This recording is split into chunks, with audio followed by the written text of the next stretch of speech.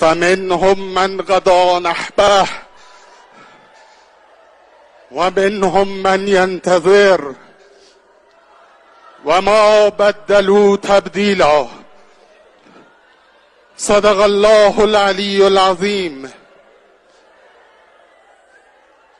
آیت الله سید ابراهیم رئیسی خادم الرضا علیه السلام که 3 سال پیش در سال روز ولادت امام رضا علیه السلام 8مین رئیس جمهور ایران اسلامی شد،